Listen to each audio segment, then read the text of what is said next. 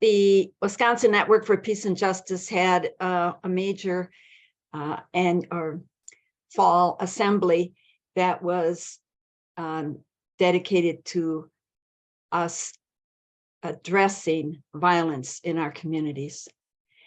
And we included within that the violence of our incarceration, our mass incarceration, and the violence on our streets and in people's lives.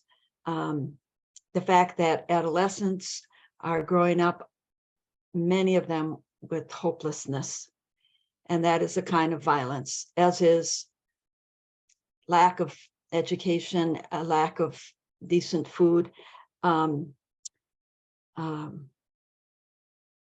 I opened one session in which we gave a thank you to and an award to Claude of the when Claude got shot, and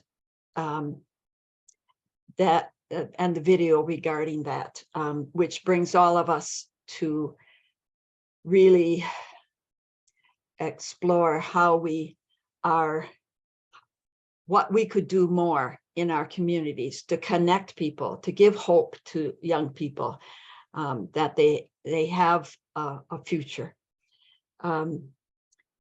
Now that our state of Wisconsin is entering its budget making time, Wisdom, one of our member organizations, is doing a lot of training so that we can adjust the budget of Wisconsin to principles that are fair and just.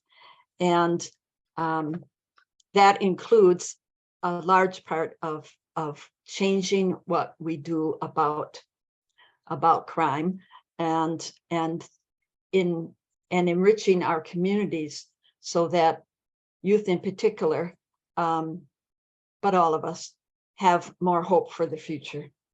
The way we incarcerate so many more people now than we have in the past. The numbers are going up instead of down. And the way in which young people, especially if they're in prison, and we're one of those states that puts very young people in prison, we could, and there's an effort there has been efforts to build another prison. We certainly agree that we should be closing prisons, and we have very outmoded ones, but we feel that more funds, and thank goodness the governor in his budget that had just been announced within the last 2 weeks would call for a lot more in terms of treatment alternatives and diversion, and housing for people when they're returning from incarceration. My own personal story is that I carried my 2-day-old daughter into Wisconsin's maximum security prison to meet her Menominee father. I experienced what it was like to be part of a prisoner's family. I found Wisconsin's mass incarceration had negative impacts, not just on the person incarcerated, but on the family members. And now I see within that family more generations of incarceration.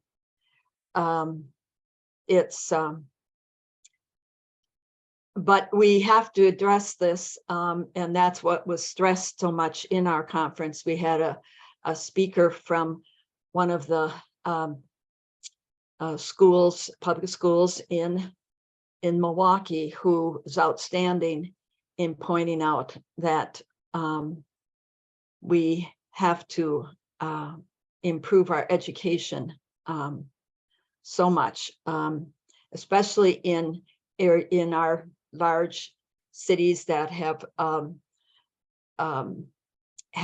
not the finances that they should have, and also in rural areas, and also on reservations, and in many of the people most vulnerable, the families most vulnerable, have the least hope for their children, and the children themselves have less hope. It goes from finding young people who commit suicide, take their lives because of lack of hope, lack of seeing a future for themselves, and so much that we can learn and adjust. It takes a whole community to do this, and it is interconnected with our the other issues of healthcare. Wisconsin is one of those few states left that has not expanded Medicaid. In Wisconsin, we call it Badger Care. Thanks, Mary. Okay, thank you. Okay, I appreciate it. Don? Oh, sorry. No. I got it wrong. It is Dottie. Hi. Nice to see all of you here. So many new faces. I'm with the Ohio Poor People's Campaign, and I'm based here in Nelsonville, which is part of Appalachian, Ohio. And our issues, I think, are probably very similar to all of the issues that you face in your local communities. And I guess you could just drill it down to poverty. It's extreme poverty. Here in Nelsonville, we have, I can't believe this isn't national news. Our water lines are in such bad repair. We have boil orders probably twice a week. And this has been for like the last 10 years. Twice a week, our water is unsafe for several days to drink. It's probably unsafe the rest of the time too, but we only get the orders twice a week. Also, so many of our homes can't afford the water, and our water department is run by our local government, and they will shut off the water without even notice. So we have a lot of families who don't have running water, which means they don't have working bathrooms. They can't wash their clothes. Their children are showering at our after-school drop-in center or at the school in the morning. Our housing is in disrepair. There's no code enforcement here in Nelsonville. People live without electricity. They live without suitable shelter, just plywood sometimes. It's really bad. We have a really beautiful square and a lot of nice homes right around the square. And then we have some middle income housing just out of that, but just like 3 blocks away, people are living without electricity, without heat, and it's really bad. There are not enough jobs here. The coal companies really came in and just kind of destroyed this town, and we had one factory and they moved their manufacturing process overseas. So there's really nothing here except the nonprofits, which kind of moved in. And while they have beautiful missions, and I love many of the people that work there, and they're certainly big-hearted, they're kind of vultures. They've purchased up all of our available housing, and now some of them are not only nonprofits offering services to people, keeping people in their place, they're also landlords. And this happened to me personally. I had a job with one of these nonprofits, and when I lost the job, I also lost my housing without any kind of housing safeguards, because in Ohio, you don't have the same safeguards when your housing is tied to your employment. And so they could evict you pretty quickly. And this is happening all over Nelsonville. They're just buying up all the houses. And so people that are trying to get out of this situation can't afford the houses anymore. We also have a lack of transportation here, which keeps people away from jobs in Athens, other places in the county or in the state.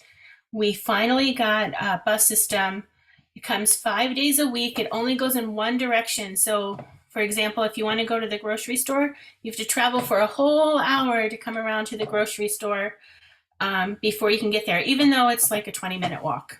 But if you're carrying a lot of groceries, that's a long walk. What else? Our police department. We have a lot of trouble and corruption in our police department. There's an example just a few days ago of a Hocking College student, a young Black man who was here from one of the larger cities in the state, and he's studying natural resources here at Hocking College because we're right by the Wayne National Forest. It's a beautiful natural setting. But the police officer stopped him in the dark on the bike path, riding a bicycle, and they pulled him off his bicycle, demanding to see the receipt for his bicycle, accusing him of stealing it. And he was just traveling from downtown to his university dorm. And it was outrageous. He had to call his grandmother on the telephone, and you could just hear the fear in her voice for her son. And not only did the police not apologize, they did produce the receipt, which I can't believe they found in that situation. They never should have been asked for it. He withdrew from school the next day, and the school won't refund his tuition. And I think that's outrageous. And there's just so much corruption, and it's scary. There's a ton of food insecurity here. We have a community dinner every single Thursday night, and sometimes before COVID, we've had 300 people show up for this dinner every Thursday night. It's a free dinner. So a lot of children. Our town has 5,000 people, and 300 people are coming out for dinner at our community dinner. Not only because are we providing food, but we're providing community, which I think is our solution. The community dinner is a gathering where everyone is welcome, and I think we learn so much from one another there. There's no other place in town where poor people are welcome to come and sit for an hour or 2 hours and chat with their neighbors and get to know other folks in town who experience the same thing and who love their children the way that we all love our children. And we discover when we're meeting together that we're all facing the same things, like the water department, who will turn off the water from a renter without any notice because they know that person doesn't have any kind of support to back them up. But a rich family in town or a company that's not paying their water bill gets to go for months and months without paying their bill. But they attack the poor person, and then they tack on the $200 reinstatement fee, and so you just stay down, and it's awful. Another thing we have is a lack of broadband access. We have no internet. We have one internet provider here in town. Our library has free Wi-Fi during the day, and in the county, all of the other libraries keep their broadband on during the night. But here in Nelsonville, it was attracting too many people to the library in the evening to use the free Wi-Fi, and the police had them shut it down at 6 p.m. And that affects our school children. It affects anyone who's trying to do any kind of work or fill out an application. Lack of healthcare. We don't have a hospital here. It shut down a few years ago. They didn't reopen it. They have a clinic, a free clinic. It's outside of town. There's no sidewalks there. It's about a 25-minute walk. There's not a lot of people here who have their own transportation, so it's not very helpful. We don't have any Thanks a lot, Dottie. Okay. Sorry, Thank you. I didn't want to just mute you because I'm just going. sometimes Bye. that feels harsh, but thanks so much. I know that we care about peace and justice issue, and it can be hard to think about how does this connect to war and ending war and creating peace and justice. The root cause, it's a systemic issue because the root cause is the same root that feeds militarism and feeds a culture of violence leads to what we're doing. When Mary Kay was speaking, she talked about poverty, and Dottie definitely talked about poverty. Those of us who work for peace are encouraged to be nonviolent. When I was younger, when I heard about nonviolent change, it made me so angry, like something in my throat, I'd feel like, ugh, because poverty is violence. And living in poverty is dealing with violence chronically on a daily level. And so when we talk about being nonviolent, which I do believe ideology, violence, but let's talk about it and put it in context, especially knowing everything is systemic. So our last person we're going to hear from, Brian, talk to us. Thank you, George. Thank you, Mary Kay and Dottie. My name is Brian Mallory. I go by he, him pronouns, and I live in Cleveland, Ohio, Cuyahoga County, in the largest public housing project in the county. As my colleague Dottie was saying, here in the Poor People's Campaign, we believe in these 5 interlocking evils. We're talking systemic poverty, systemic racism, environmental degradation, militarism in the war economy, and the false moral narrative of Christian nationalism. These 5 interlocking injustices and our elected and appointed inability to address them in policy lead to the kind of policy violence that George was alluding to. And yes, we have much of the same challenges here in the urban northeast of this state. I like to borrow a little phrase that we hear in Kentucky and West Virginia, from the hoods to the hollers, because Dottie's in Appalachia, Athens County, but she faces the same thing that I face here in Cuyahoga County. Lack of affordable housing. 60% of the residents of the city of Cleveland are renters. And we also have the added indignity, of the fact that the mortgage crisis back in the early aughts, this was ground zero. And we have never fully recovered from that. And as a consequence of that, one expert, a policy expert that I was listening to on a webinar, said that there are many, many neighborhoods in Cuyahoga County where people are playing Monopoly with real money. And what they meant by that was we have so many foreign investors, people who are out of state, who buy these very, very low-priced multiple dwelling housings. And they don't even have to put any work into it. They don't have to fix anything. They can just hold that property for a period of time and then flip it and make a profit.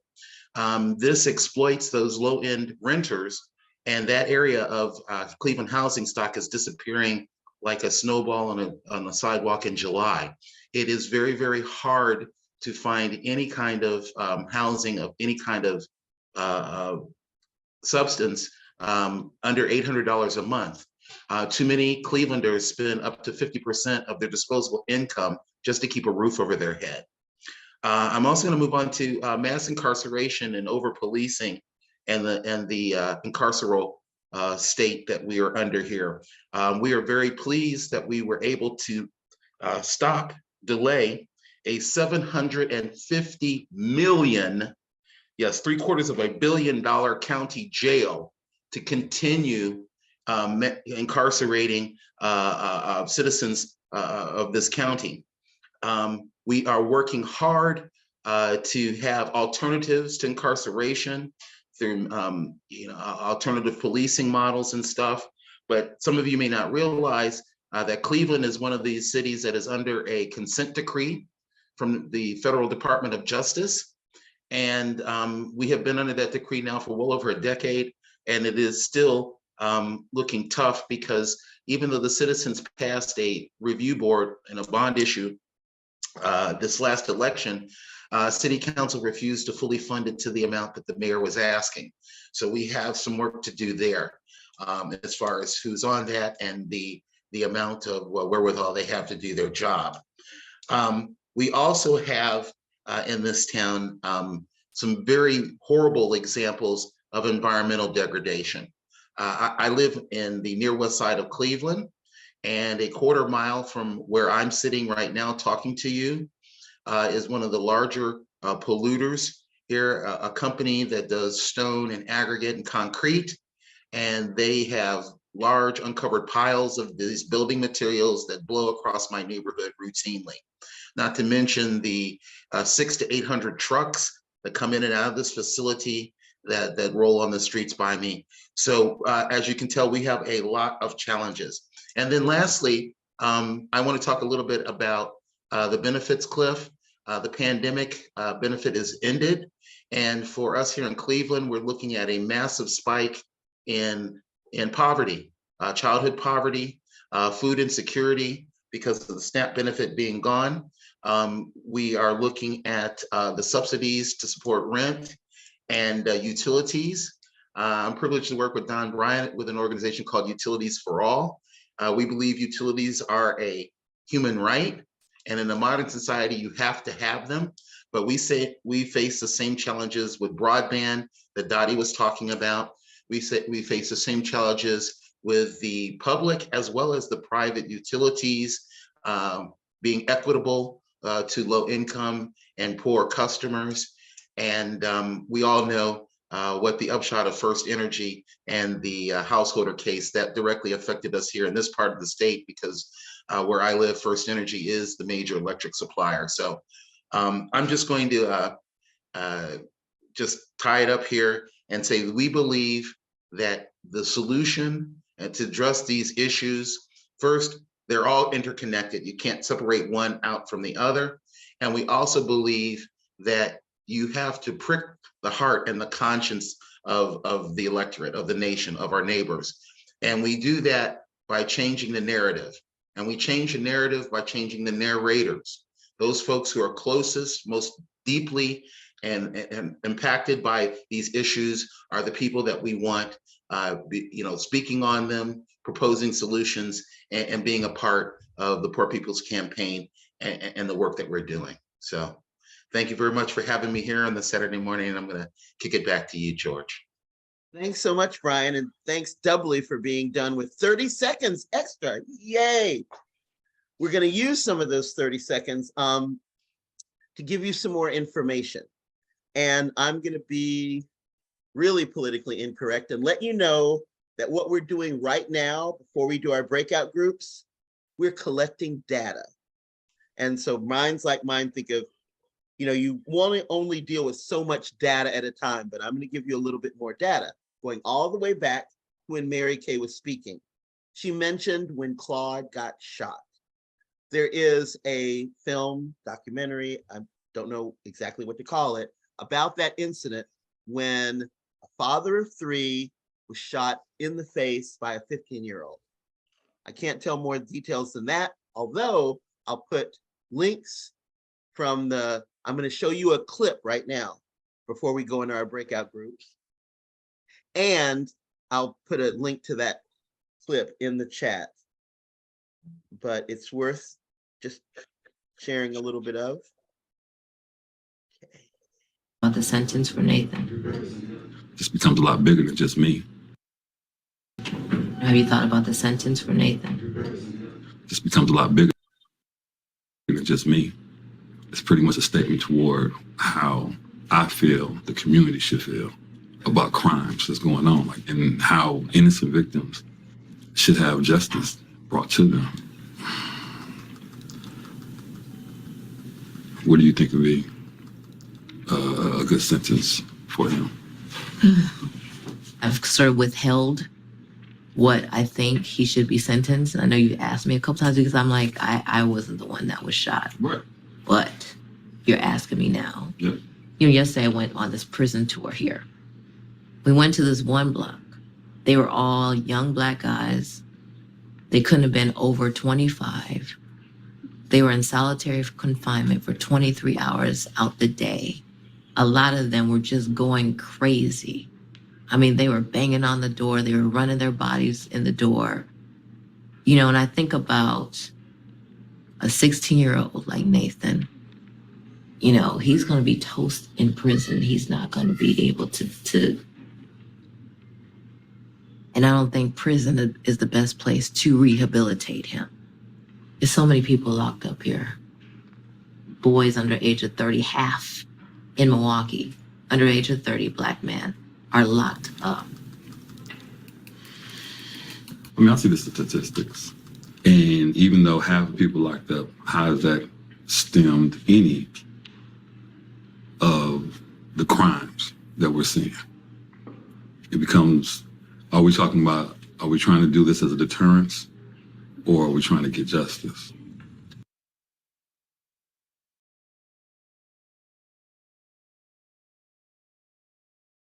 Are we trying to get justice? Very compelling.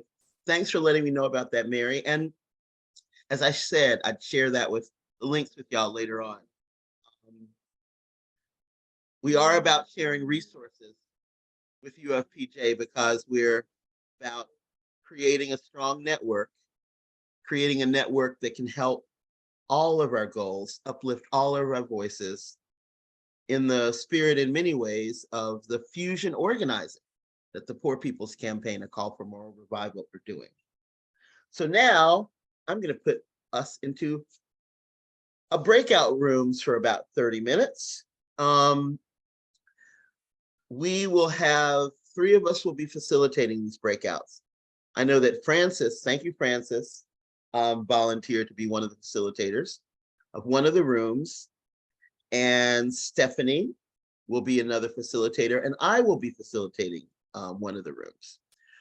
And in those 30-minute conversations, the key question will be based on what you know, what you've heard from our 3 speakers that started off our day, and what's going on in your state, in your region, in the country, on the planet. It's a big one.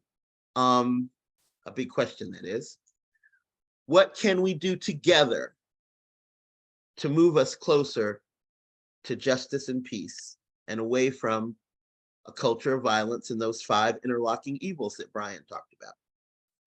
So I'm going to open the rooms, and please decide where you want to be, or you might be automatically assigned. Let's see. They're unassigned, which means you get to pick what room. Wait a minute, let me fix this so that it gets assigned automatically, because it would take forever for us to do it otherwise. Okay. Here we go. Dang it. All right. Now I've got to rename the rooms. All right, but I'm doing it quickly. The room that won't have a name will be the room I'm facilitating. So I added Steph, because I'm not sure I spell your name right if I go beyond the Steph. And I know I got Francis's name right. So they're all open, and you're being assigned to a room.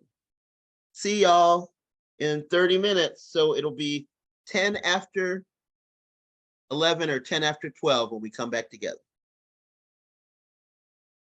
Are these my people? I have a room. Okay. Yes. Room 3. We're room 3. Hello. Hi, guys. And Anne. Good to see you, Brian. Jerry, I know Jerry, you're from Wisconsin. Let's introduce ourselves. Let's start with Anne, and then Jerry, and then Brian, and then, I'll go last. Anne?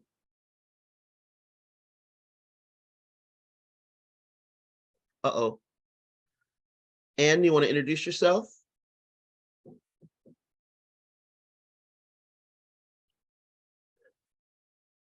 Okay. Jerry, how about you? You want to introduce yourself?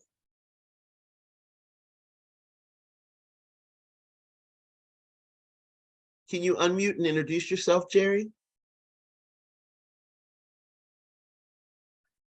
Wow. Okay.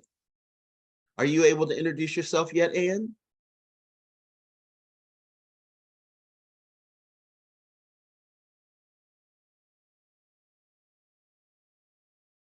All right, then. Welcome, Vincent.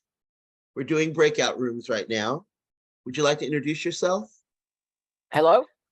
Hello. Yes, good morning. Good morning. So where are you from, Vincent? And what I'm from organization? Illinois, the Chicago area. Oh, great. Glad to have you on. Thank you. Yeah. And are you affiliated with an organization? Fox Valley Citizens for Peace and Justice. All right, very good. And I'm also my local DSA chapter. Oh, well, thanks. Glad you're here. Your camera, Vincent, looks a lot like mine, where you can see mostly the top of your head. Oh, that's very good. I'm All gonna I have to block do is mine now because I'm, adjust the, yeah. I can't fix mine more because of my chair right, and the my desk. angle, I got a new one, but it's low right. and it's tiring to keep stretching. So I'm gonna cover it up for now so that you just like groovy Yes, banner from a march we did in right. Raleigh sometime back.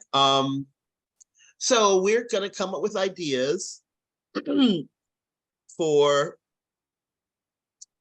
how we can, well, Jerry, I'm sorry, Vincent. I was thinking Jerry unmuted himself. Jerry, do you want to introduce yourself?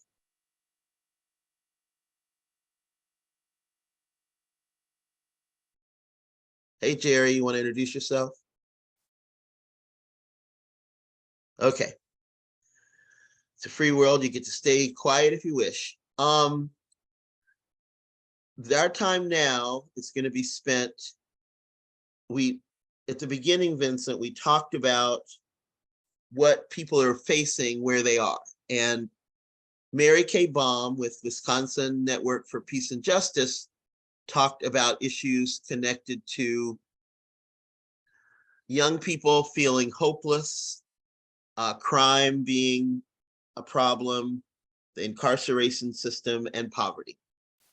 And Dottie from Ohio and the Poor People's Campaign there, who lives in a place called Appalachian, Ohio, a town of 5,000 where 300 people regularly would attend the weekly dinner that she knew of, and the really severe poverty there, including lack of basic things like not having water, lots of people not having water and not having the money to get the water back.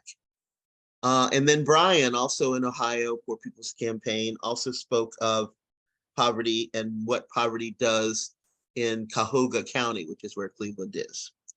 So part of our charge for the next 25 minutes or so is what recommendations can we generate among the four of us? And hopefully, Jerry, you and Ann will join us in this. What are things that can be done to help improve what's going on in your city or in the region or in the state? So any ideas? My role is to capture your ideas.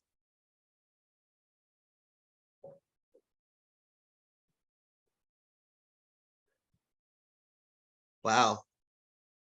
Okay. Well, it's not an easy question. I mean, No, it isn't. Certainly isn't. I mean, the ultimate answer, we need huge restructuring of our society. We need and the only way to get that politically is to get the money out of politics so that, people are not buying elections and Okay, hold up. I'm not a great typist. Huge restructuring of society. Okay. I'm going to put in, and tell me if it's wrong, because I'm not trying to change your words. I'm putting in parentheses systemic change. You also talked about, you were defining systemic change, Vincent, as yes, getting money out of politics. yeah, I agree. because it's a Um, vicious circle. Yeah, it is. To change the system, you have to change the office holders. But to change the yeah. office holders, you have to change the system. You're right. It's a vicious circle, and how do you hop in and start the circle turning? Well, I don't want to be, what's the word? Pessimistic. I'm one of the founders of Move to Amend. I don't know if you know what that is, Vincent, but it's check it out if you haven't. Move to Amend, all the words, and then you'll find it. But we work to end the legal fiction that money is speech and corporations are people. Now, getting money out of politics, Vincent, is a step. But as long as corporations have the rights of a person, they will find a loophole to overturn whatever laws we set. So I'm going to add money out of politics, and I will not add any other words to that. You'll see this later when we all come together. And yes, that's a step, but the politicians are bought and sold, my friend. Well, not all of them. But once you get past a certain level, I describe it as, there's a word for it, that we need an intervention, because at a certain level, you can't even be in the room if you don't have enough money. So you're out of the game. So you have to, at some point, you get to the point where if you're elected, and I don't know quite where it is, but I know it is by the time you've got to DC. So if you're in Congress, if you're in the Senate, you have to take that corporate money or you won't win. So we have to create a system where you don't have to buy your elected office. And I don't know quite how to do that, except, starting with getting money away from, no corporations have the rights of a person.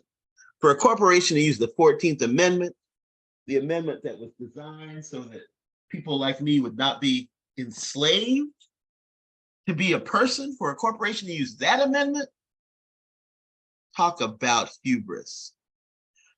And Jerry, any ideas?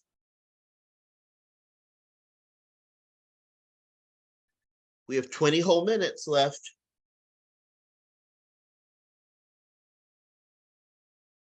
If you don't want to speak, but maybe you put something in the chat.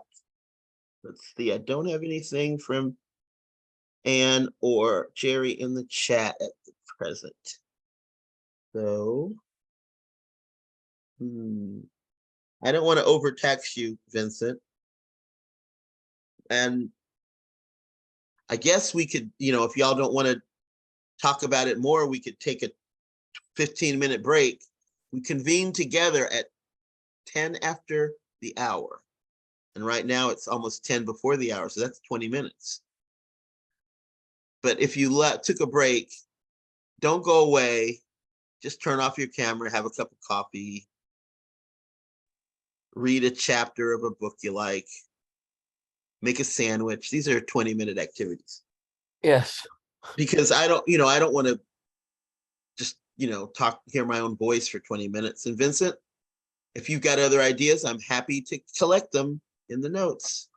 Well, about the only other one I would say is that we have to get rid completely of the idea of American exceptionalism. Okay. That is leading us into wars abroad and an economic oppression here. And the notion, is it a notion or an assumption? What is it? Of I just call it an acceptance? idea, a concept, idea. an idea. Concept. Thank you. Concept of American exceptionalism. Yes. Okay. I mean, we've become the leading imperialist nation on earth. And we still try to justify it with an anti-imperialist, our American Revolution 250 years ago, we brought ourselves out of imperialism. We rejected imperialism. Yeah, and we became the new one.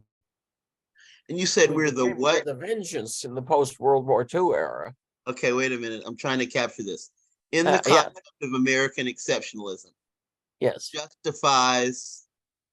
justifies imperialism when we are the biggest or the worst or the what? Leading? Most atrocious imperialist. You're giving me these power. really easy words to spell. Yeah. Atrocious. That's how I do. Not too bad. Atrocious. Okay. Most atrocious empire. Imperialist power on earth. Imperialist power on earth.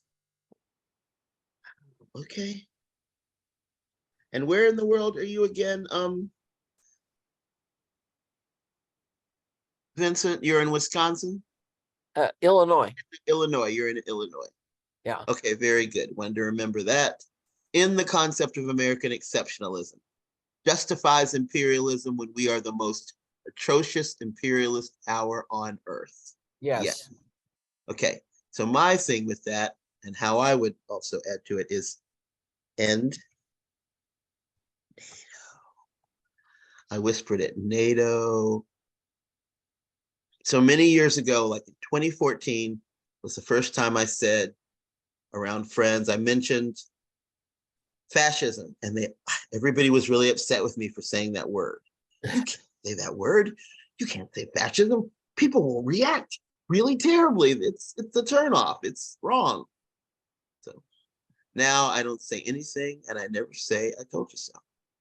But some of my friends are saying the same thing about me, feeling that we have to end NATO. NATO has on their own website, in case you haven't noticed or seen, because who goes to the NATO website? They have a report about their goals from 2020 to 2030. And what is the major goal? Oh, here it is. Full dominance. Full spectrum dominance. Those three words. Full spectrum dominance. Air, water, land, dominating all as NATO. So Right. that will definitely suck. Okay. So I need to send a note to all the rooms saying that we are convening again in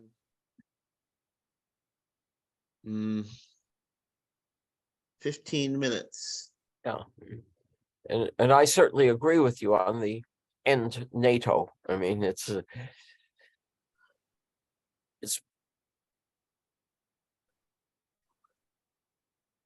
I don't know if you've seen the map. I mean, even without NATO, Yeah, just the our map own is bases. scary. Right. You Even look our at own the map 800 of plus bases. American bases, and we are still fighting the Cold War from the 50s and 60s. I mean, Yes. that's how we place our bases. And if Russia feels that they're encircled, well, the truth is they are. Yep. So why they would be displaying what we consider to be paranoid behavior is simply logical. That's right. We do crazy things and expect Yep. logical responses from the crazy things that the US does. Yes. Oh, mercy. Yes. Well, Vincent, I sent a note to all the rooms, but we didn't get it. We should have gotten it. So I'm going to have to go to another place on the whatever this is, the Right. Well, dashboard to get to make sure all the other rooms know what's going on. So that means I'm leaving this room. yeah. So you have a forced break for 15 minutes, but then you'll come back to the big room and we'll convene together. So hang in there. And Terry, That's fine. That's fine with me. I've got a kettle on and I need to Yep. use it. all right, then. It's We'll about see getting you- to the point. It we'll see you hasn't started most- screaming yet, but it will. We'll see you post tea. All right, and Jerry, stay with us. Thank you. Okay. I will.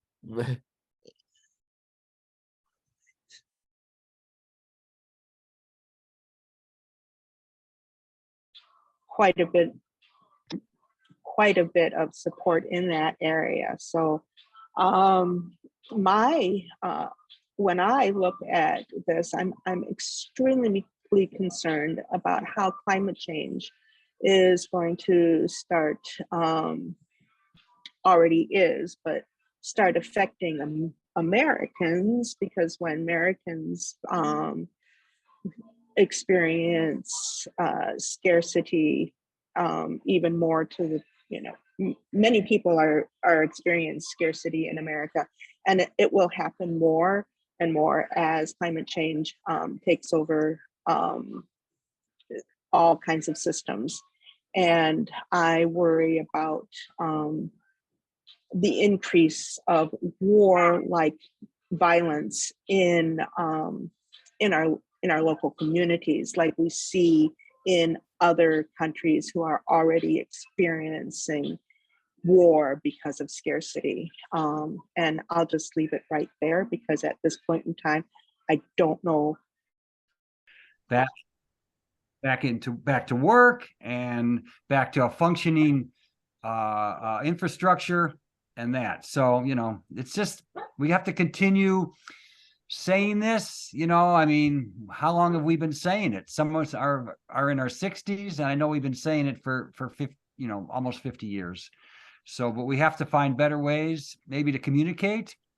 The struggle continues, and I appreciate one of our gentlemen here said that the farther we are away from the struggles, we tend not to see it. So we need to show up and be keep our ear to the ground for those that are in the struggles, and help them get their voices out, help them to amplify. I also think that we have to show that that there's more than two alternatives: passivity and violence. And I believe that the most important person who lived in the 20th century was Gandhi, and that he showed us how effective systematic, mass scale, well-disciplined, highly trained, nonviolent action can be.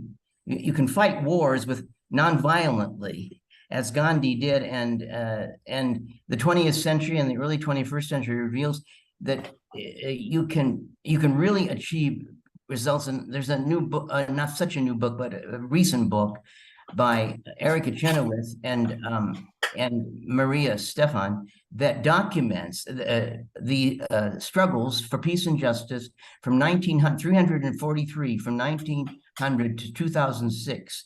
And they discovered, and although they were skeptical about this when they started the study, that in 53% of the cases, nonviolence or predominantly nonviolent struggles were successful in achieving their goals, whereas 26% of violent struggles were.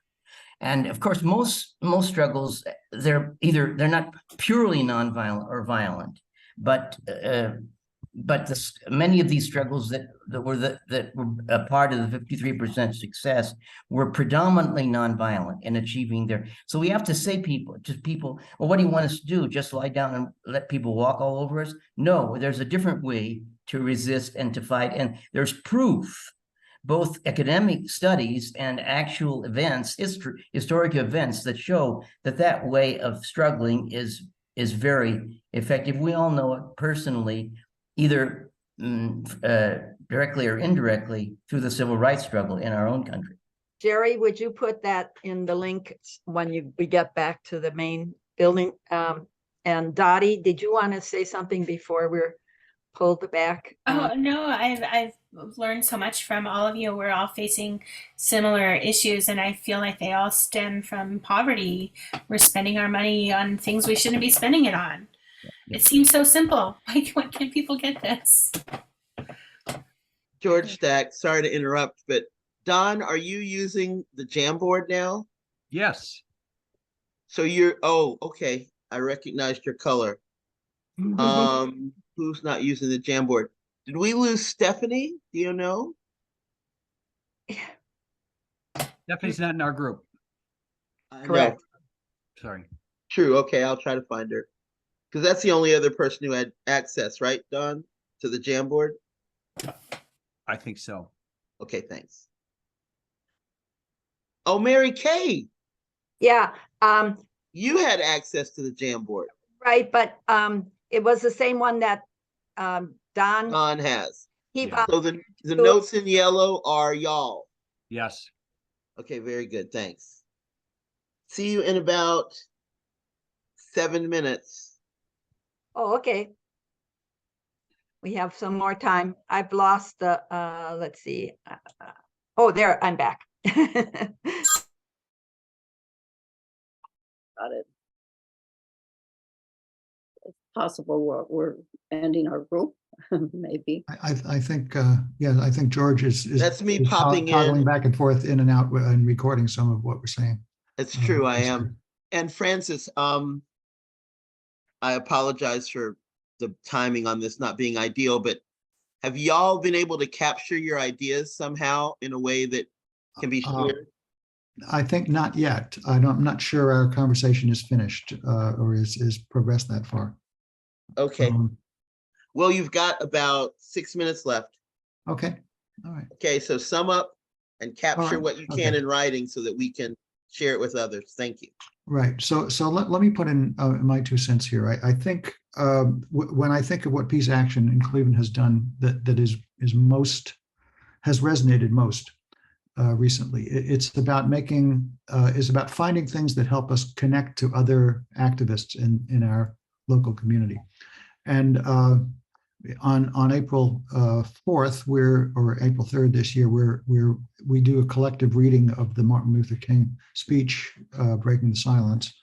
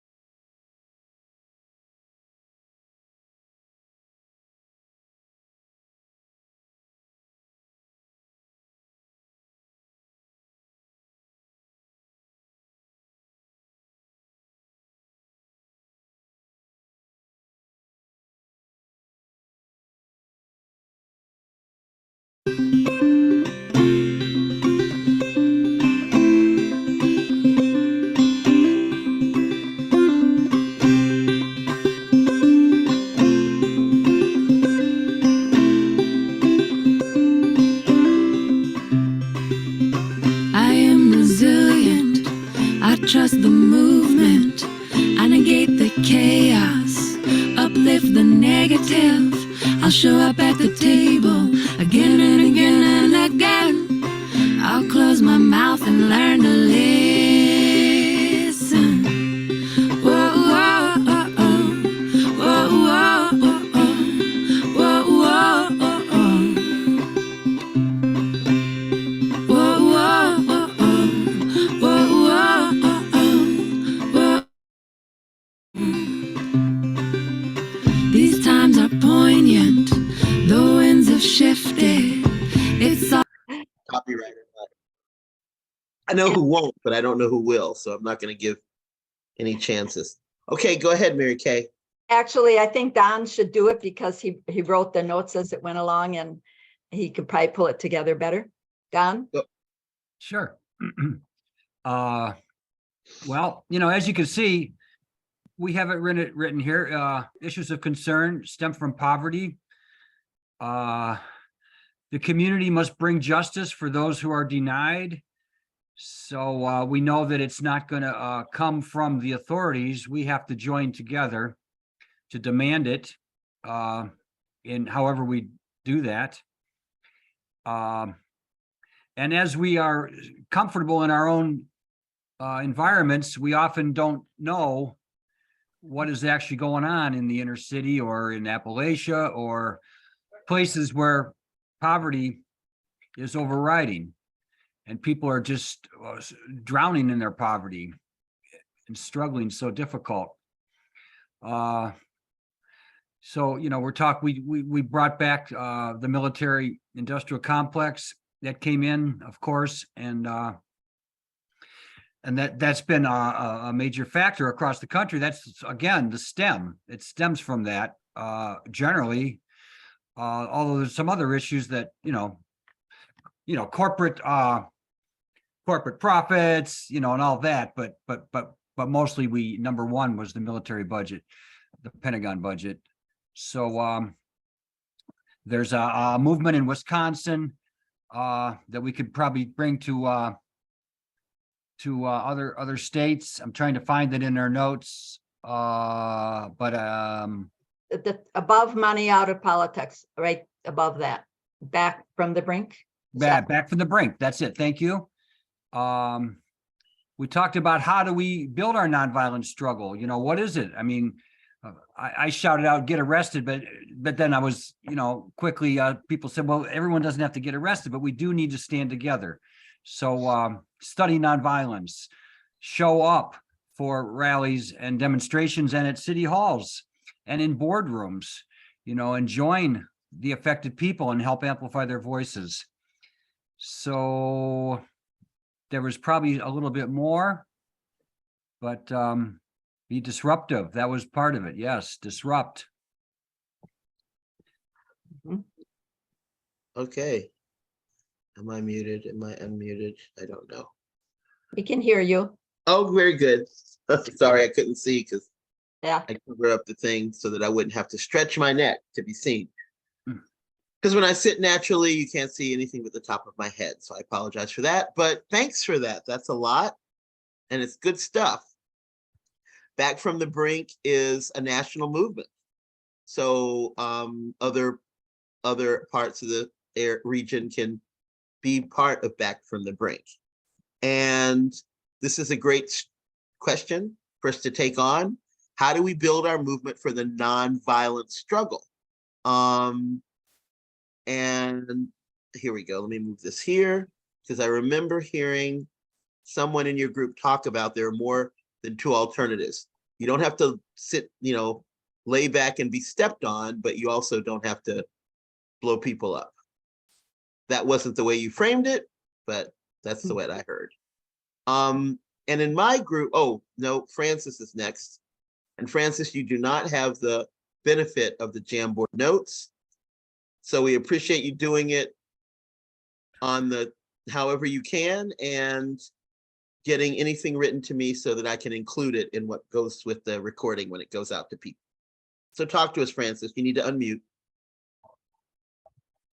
Unmute, please. Right. I'm going to ask you to spotlight Maria in a second as well, because she had something important to add to this. But I think I wish we had access to those little sticky notes, which are really cool, during our meeting. But I think the biggest theme for us was the idea of violence, and this came up from the speakers as well, to broadening the idea of violence, that poverty is violence, that incarceration is violence, and that climate change is violence, and so many other things that people really struggle with. We can think of them and act on them as violence. So that was probably the strongest the strongest theme here, and connected to that, of course, is the idea of the military budget, which was just mentioned, and we resonate with that. It helps to see. We think it helps to see people, for people to see how the military budget is taking things away from them that are vitally important to them. And instead of spending money on weapons that can never be used, and of course that would be nuclear weapons especially. So that was the overarching theme. There were a couple of other pieces that I think resonated. One is that the way we promote our issues on the left tends to be policy oriented, and there's a sense perhaps that this doesn't resonate with other people. If you think about how the right conveys their messages, they're very good at storytelling and making and telling stories that have legs and reach a lot of people. We don't do that very well. And it might be a good idea if we thought more about the narrative and the narratives that we need to convey compelling narratives that illustrate our points, rather than say a chart that shows the military budget and how many. I'm not sure. I think the idea about how many schools could be built from if we eliminated one F-35 bomber. It sounds good to us, but I'm not sure that it resonates. So it's a challenge to figure out how to speak our messages in ways that people can really that will really grab people. Brian's idea earlier of pricking the conscience, I think, is that's kind of where we want to aim. And the last piece of this is how do we work together with other groups, that is anti-war groups, peace groups, and anti-poverty groups, and so on. The connections that we make in our local community are very important, and at least. And I think in our community in Cleveland, we've done a pretty good. We have an idea about how to make more connections. You could call it intersectionality, but we need to talk to more people who are under this umbrella of opposing violence in all its forms. I think that covers it.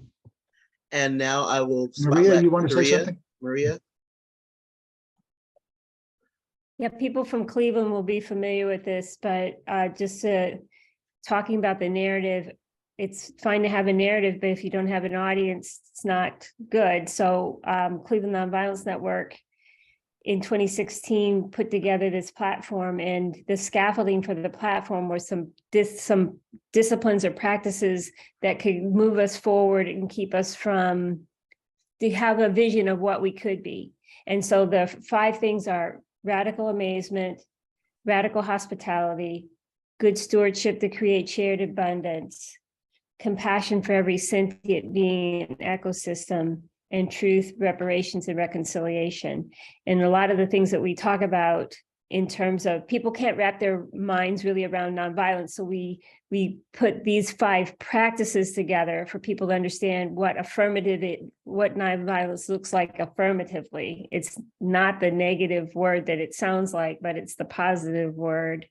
And those were 5 ways that we thought that people could work together. And Francis, I don't know if you talked about the art project that Peace Action's involved in, but Cleveland Nonviolence Network is proposing this resolution that, again, has the problem of being very intellectual, but would provide a platform for people to tell their stories about how they can't afford daycare because we buy fighter jets. They can't feed their children because we're building bombs that cannot be used. So that was my contribution. Thanks so much, Maria. And if you've got any more information about those 5 principles, please put them in the chat so that everyone has access to them. Sure, And I think- Stephanie Riccobeni has our resolution, but the one thing that we were adamant about is that they're not principles, they are practices, they're opportunity for people to engage in the things that those words mean. So Excellent. Do you want a copy of the People's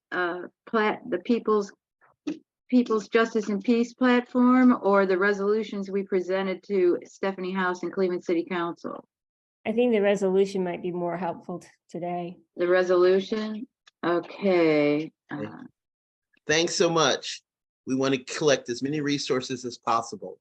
Mm. So now let's hear from, based on, our report backs. Oh, I didn't do one for our group. Sorry. Let me share the screen again. Vincent, I saw your shining face and knew, oh my goodness, I forgot about us.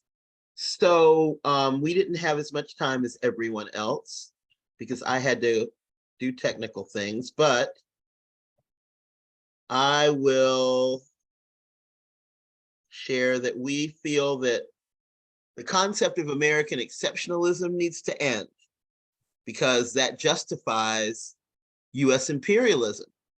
When we are, the US, the most atrocious imperialist power on earth.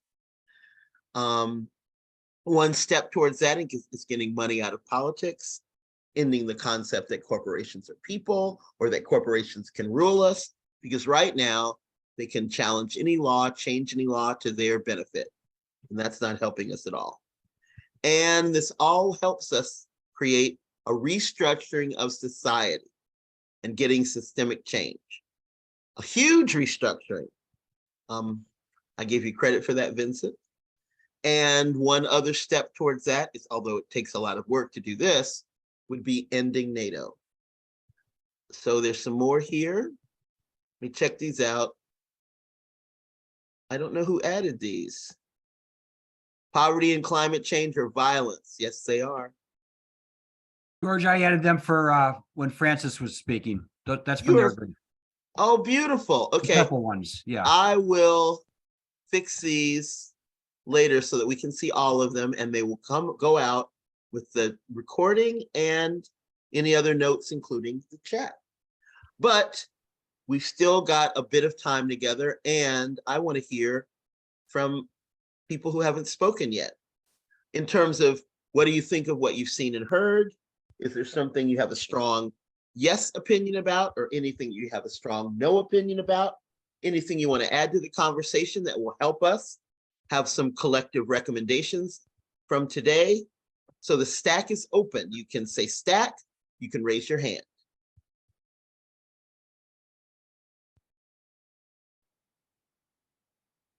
I know you are not a quiet bunch of humans. I'll know raise some- my hand. Oh. Would somebody explain a little more about ending NATO? Oh, okay. Anyone willing to talk to Mary Kay about NATO?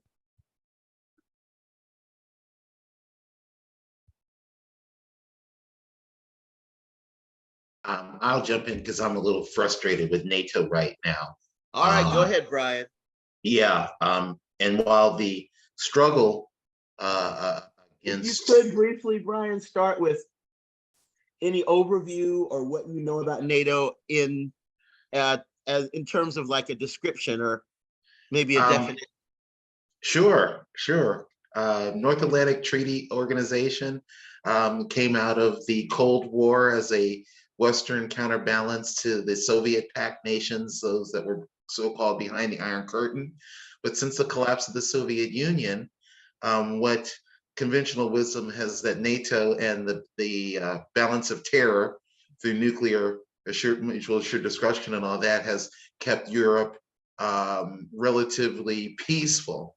I reject all of that.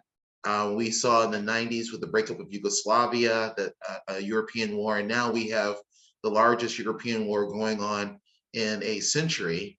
And I'm very frustrated as a person of color here in America, watching all of these American resources. Now, we're not sending boots on the ground and American troops and treasure over there, but we are devoting a lot of our wherewithal to support, and it's a just supporting of the atrocities and stuff going on in Ukraine. But yet again, as a person of color in this country, I'm frustrated why it's so much easier for Americans to support, folks abroad who are not people of color, as opposed to their own countrymen and women, country folks that are here. We have so many needs here, and yet, and I'm very upset with some of the corporatist Dems and others, that so-called progressives, who have not put up a lot of critical thinking or pushback on Mr. Biden just throwing all these resources into this fight. So that's just my personal view. And I'm hoping someone can help make this make sense.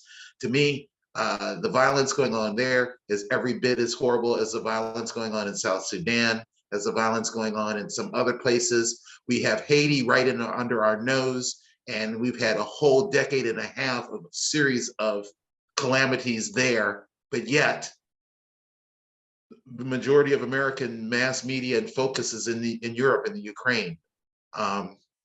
My people descend from Africa. I do have European ancestors, but I wonder when America is going to stop being so Eurocentric. Thank you. Thanks for sharing that, Brian. And Mary Kay, well, not one other thing, but a little bit more about NATO is it has on its website a report, and I'll try to share the link for that when I share other resources from this meeting. But in that report, they talk about their goals between 2020 and 2030.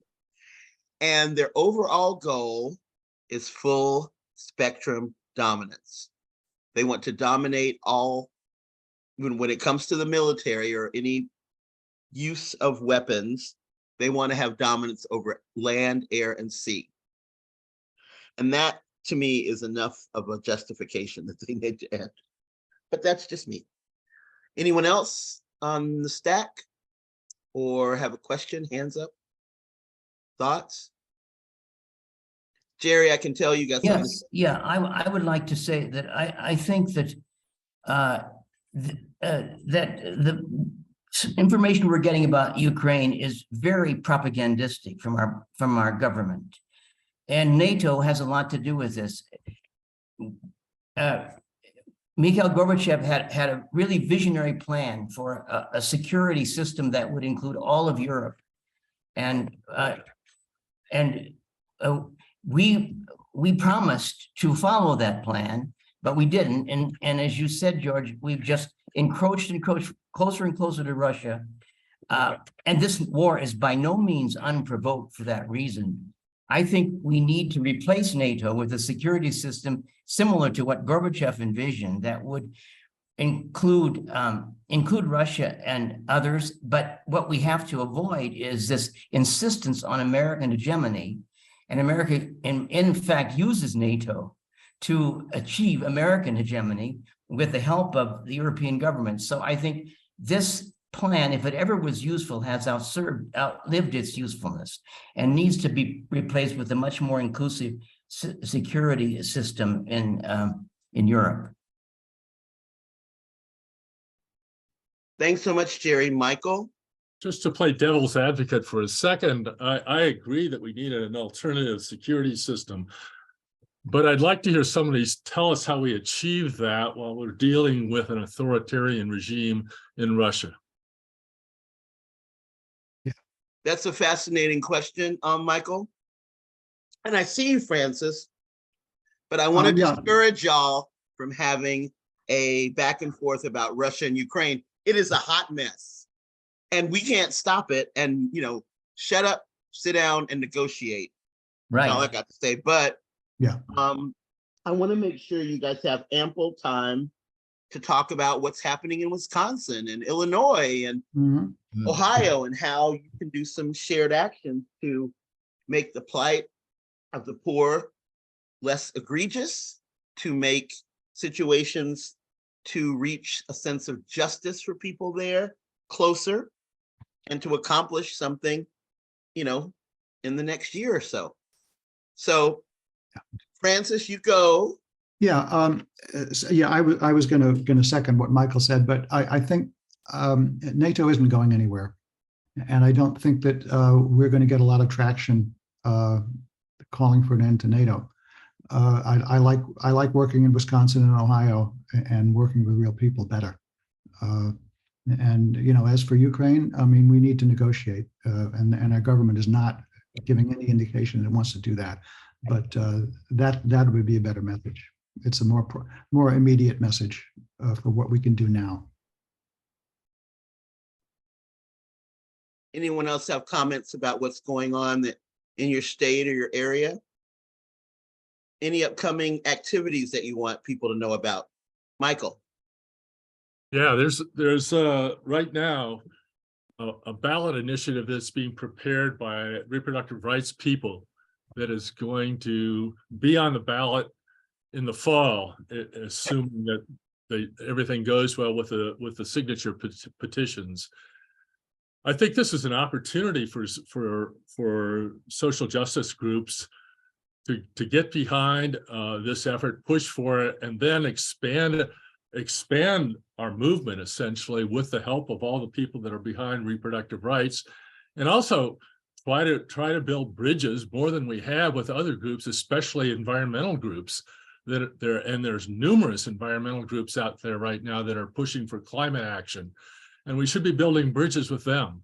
And if we can do that effectively, we can construct a really broad-based movement that's going to attract attention of politicians, policymakers, and I think with that movement we can actually affect change. Right on, Michael. And that's what I think we're part of here at UFPJ by being part of the Poor People's Campaign. It's about connecting across all of the issues, building power from the bottom up, because when you lift from the bottom up, everybody rises. So if we work from the bottom up, we're not leaving anyone out. We're building massive power so that we can make demands, not requests. And that's part of the goal. Any other announcements?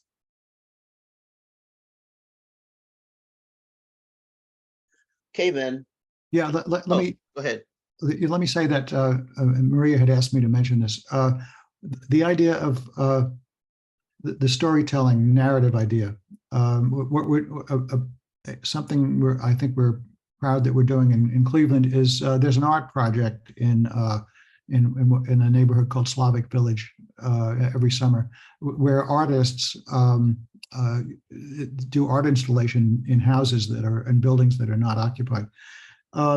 So Peace Action is sponsoring an artist to do an installation that represents nuclear winter.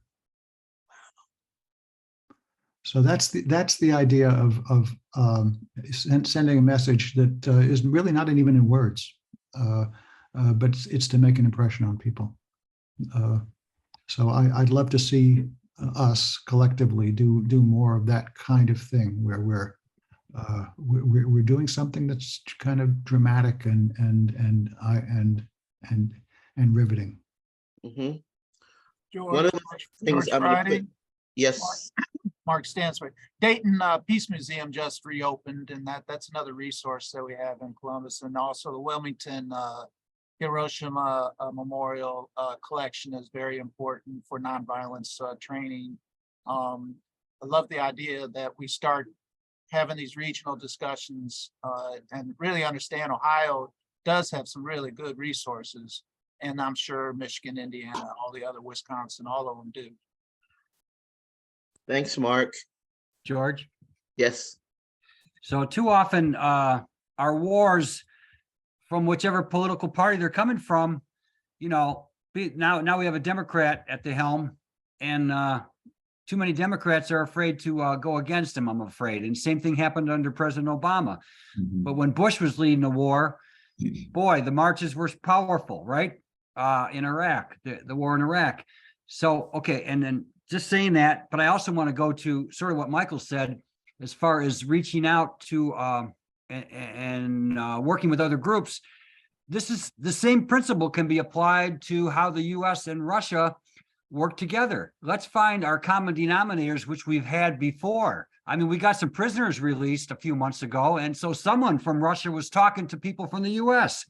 So let's build on those possibilities, such as our nuclear agreements, SALT, climate, and we're allowing our president to keep bashing China.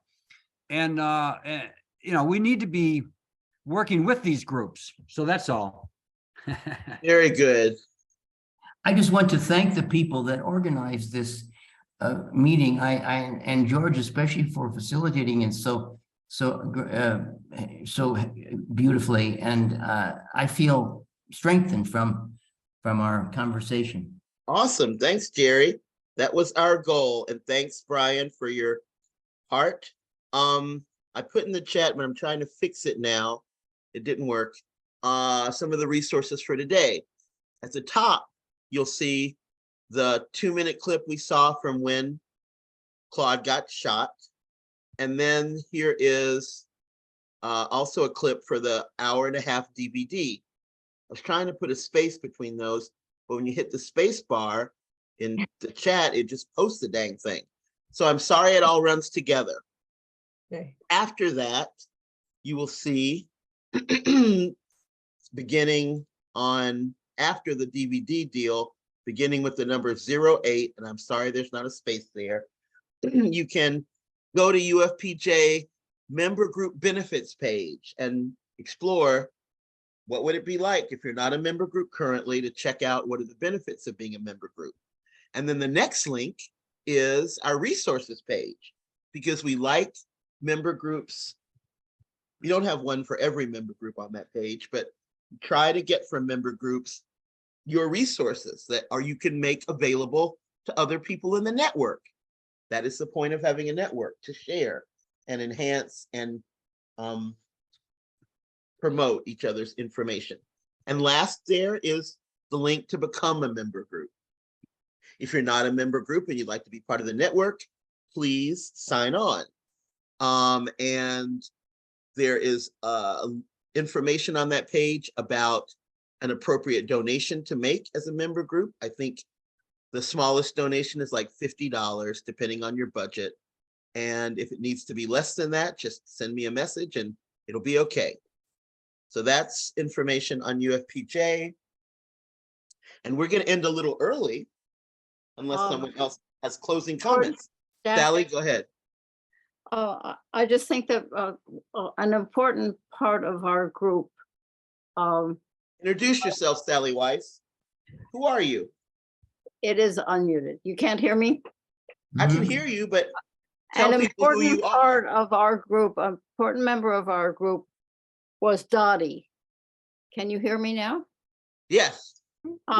Dottie comes from real Appalachia. And there's a lot of takeaways I got from her. But she lives in a town called, I believe, Nelsonville, and it's 5,000 people live there. And when they call for a community dinner on Thursdays, which is every Thursday, 300 people show up, which kind of shows a need. And she had lots and lots of things that they don't have. Yeah. I don't know if Dottie wants to repeat any of those for us, but it was very telling, very powerful. Sally, yeah, there are a ton of things we don't have, but we do have this sense of community. I mean, we're helping one another, and we're trying to we recognize that we have this power, and we're just trying to figure out how to use it. Like there's I don't know what we're going to do, but there's certainly need, but we're recognizing that the nonprofits have become like this I don't want to say they're our enemy, because we need them in so many ways. They're saving grace, but at the same time, they're taking advantage of us and keeping us in our place. And it's so hard. And I just thank you for recognizing that. I appreciate it so much. Sally is on the board of UFPJ, one of our board members, or actually it's called the CC, the Coordinating Committee. I apologize for using that corporate word. And Dottie, I feel you. In the 80s, we called those nonprofits poverty pimps because they were making money off of, I see you, Brian, because they were providing needed services, but just enough to keep you needing them, not enough to get independence. Oh gosh. So I'm going to close this now. Thanks for being here. Thanks to Don and Stephanie and Francis and Dottie and Mary Kay for pulling this together, because you did the real work. I just did the technical stuff. And we're going to end with a song. And I don't know, I think it's a chorus, like a choir. I thought it was Sweet Honey in the Rock. I'm wrong.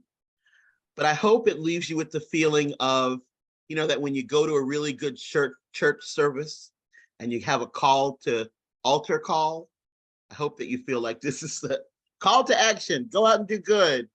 But we're glad you're here. We're glad you're part of the peace and justice community, and hope that you consider being part of the UFPJ network. Have a great day.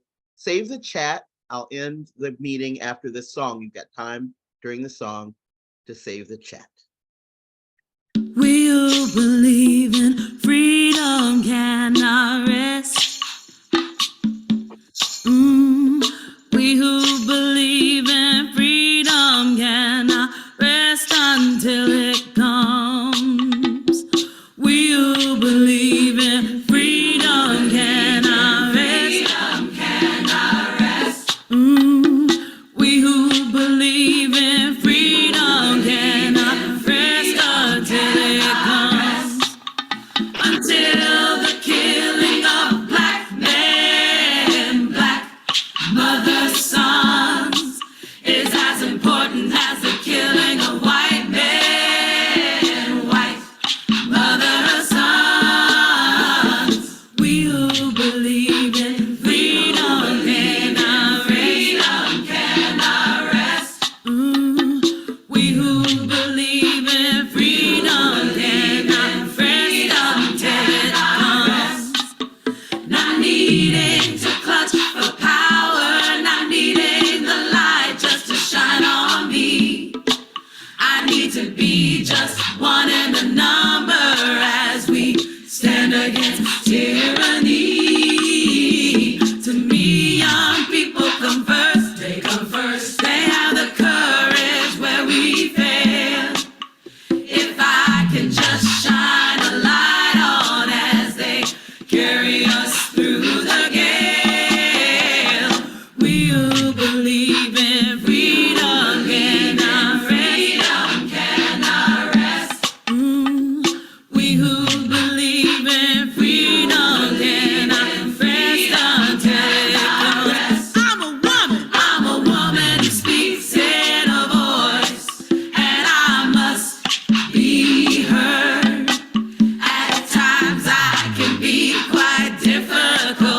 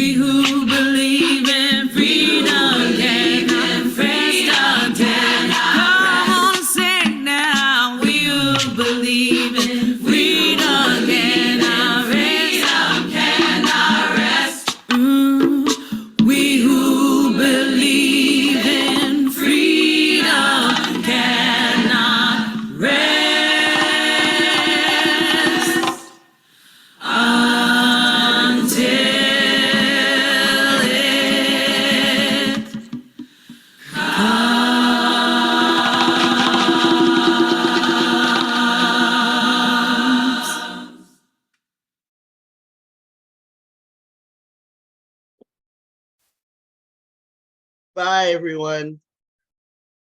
Thanks.